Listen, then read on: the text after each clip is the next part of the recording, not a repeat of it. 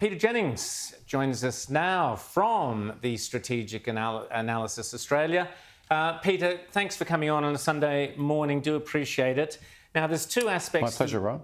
We want to talk about the hostages deal. I mean, on the one hand, I was kind of horrified at the thought that so many Palestinian criminals would be released from Israeli jails when we know that that's one such release last time round was the mastermind of the October 7th attack. So Israel is releasing into the Middle East some very, very dangerous people. But on the other hand, you do have to sympathise, as Caroline said, with the plight of the families of the hostages. Tell us your thoughts. Is this a good deal, a bad deal, or a bit of both?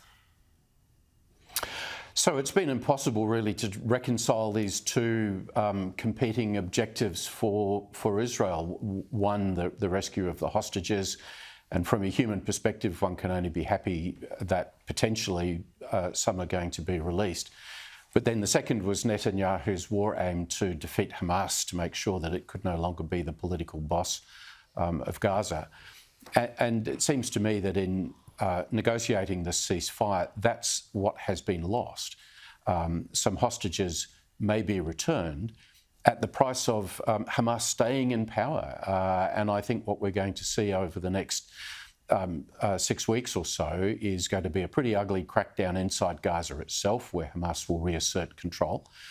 And as Caroline said in her editorial just a minute ago, we've got 1,000 or so Hamas supporters coming out of Israeli jails. Israeli jails are the postgrad finishing school for the Hamas political leadership. That's where Yahya Sinwar came from, the man that actually masterminded the October 7 attack. So from a strategic perspective, the war continues, and I'm delighted to see some hostages potentially coming back, but it's coming at an enormously high price for Israel to pay, which is that there is no political solution to Gaza. Hamas stays in power. The threat remains. That's a really bad outcome long term, it seems to me. James. Yeah, and Peter, one of the people who took an awful lot of credit for this deal when it was first announced was Donald Trump, the incoming president. And there was a lot of saying, oh, well, this is, an early win for his foreign policy before he's even taken office. But if, as you say, and if it is as it looks like, this means that this all continues. There'll be another attempt at an October 7th down the road. Is there some other circuit breaker that maybe we're not seeing as part of this, some future idea about what happens to Gaza, a multinational force? Where does this go, or are we just stuck back where we started with, and Hamas says, hey, we may have lost tens of thousands of people here, but we're still considering this strategically a win? So the circuit breaker that we mightn't have seen, James, is what did Trump agree to get Netanyahu over the line accepting the ceasefire? Did he agree, for example, to support Israel striking Iran, destroying their nuclear facilities so that Iran doesn't get a nuclear weapon sometime in 2025? If that's the deal, I can see why Netanyahu would have signed up to it. There is a risk for Trump here, which is to say before even his inauguration, he's made a tactical mistake. He wanted to deliver what he said he was going to deliver during the presidential campaign, which was that hostages would be released. But I don't think any part of that calculation from Trump was to leave Hamas in power. So, there's a lot that remains to be worked out here, James. I think potentially Trump will be disappointed to find that Hamas is not a reliable negotiating partner, and that they're going to renege on the deal. They're going to continue to be a threat. And what looks like a victory for Trump today is going to look like a defeat for Trump in 6 weeks' time when Hamas continues to be a problem. And then we may see the all hell break loose, which was the other half of Trump's promise for the Middle East. So there's a lot that I don't know, but I do think that, Trump tried to get a domestic political gain. He's got that kind of at a high price. And now we have to see what American policy in the Middle East looks like going forward. But Peter, on that point, I know they haven't been confirmed yet, but various of his top nominees for his administration have all come out, and several of them had said Hamas will never be allowed to run the Gaza Strip. Hamas will never be allowed to stay in power. So I don't know if this is the second arm of Trump's deal, that we've got this 6-week period till the so-called phase 2. But Trump's administration are saying very, very clearly Hamas will not be allowed to remain in power and will be annihilated if necessary. And we've even had Netanyahu coming out today saying that I'll go back in and fight with American approval.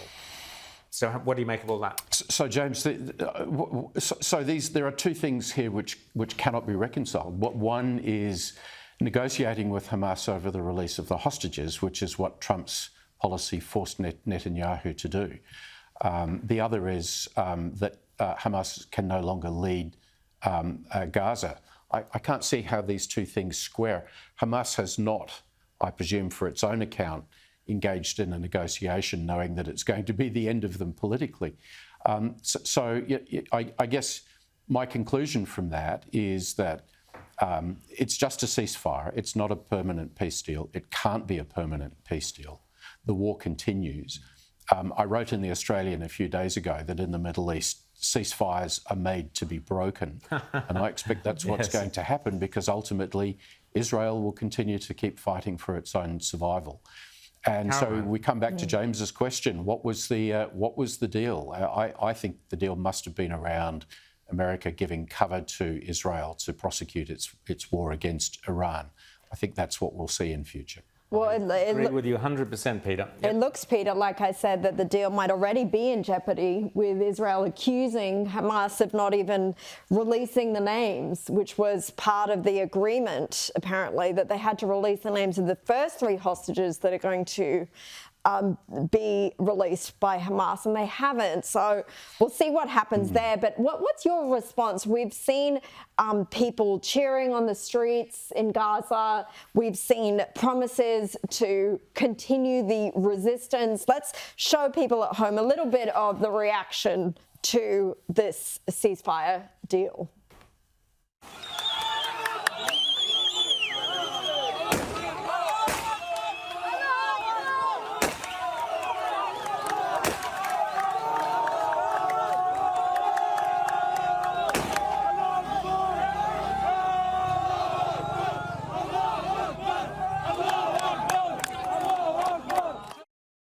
From your perspective, Peter, this seems to be being celebrated as a victory on the Hamas side, on the Palestinian side. Yes, that's right. And so we come down to the reality that Hamas's plan was always to accept military defeat in order to gain a political victory.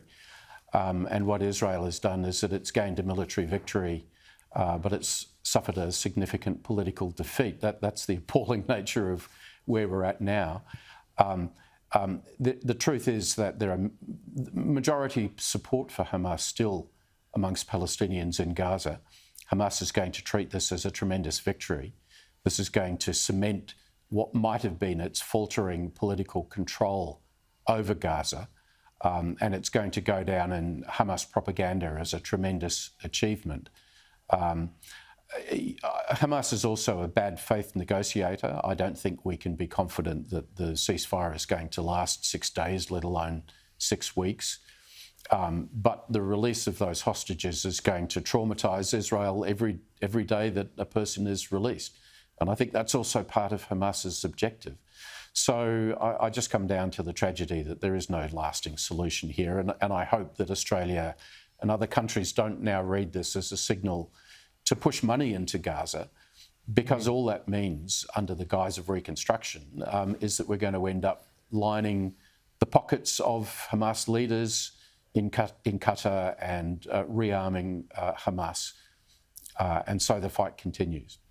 Peter Jennings, brilliant insights there, and you're absolutely right. The money Australia's poured into the Palestinian side is reprehensible. Peter Jennings, great to chat to you as always. Thanks so much for coming on, Outsiders, and we'll speak again soon.